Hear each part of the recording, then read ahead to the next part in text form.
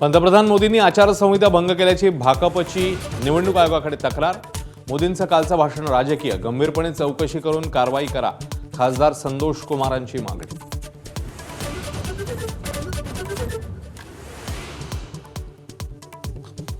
पंतप्रधान मोदींनीच देशाची माफी मागावी, संजय राऊतांची मागणी। मोदींनी आचारसंहितेचा भंग केल्याचा आरोप, तर मोदींना खोटं बोलण्याचा राष्ट्रीय आजार जडल्याची टीका।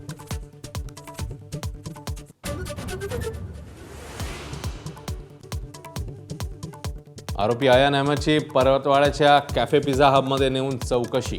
कॅफे पिझ्झा हबमध्ये अनेक मुलींना भेटल्याची माहिती, तर पोलिसांकडून 10 जणांची चौकशी।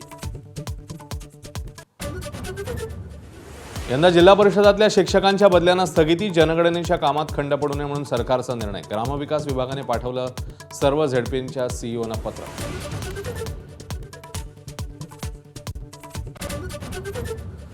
हॉर्मुझची सामुद्रधुनी पुन्हा बंद, हॉर्मुझवर आमचंच नियंत्रण असल्याचा इराणचा दावा। भारताच्या 2 जहाजांवर गोळीबार झाल्यानंतर भारताने नोंदवला तीव्र आक्षेप।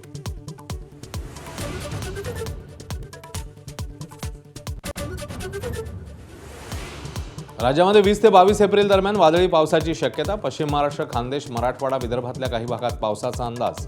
काढणी केलेली पिकं सुरक्षित ठेवा, कृषी विभागाचं आवाहन।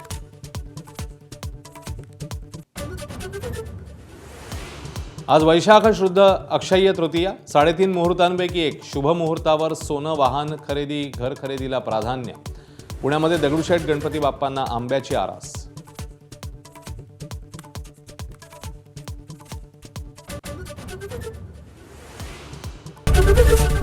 एबीपी माझा, उघडा डोळे बघा नीट।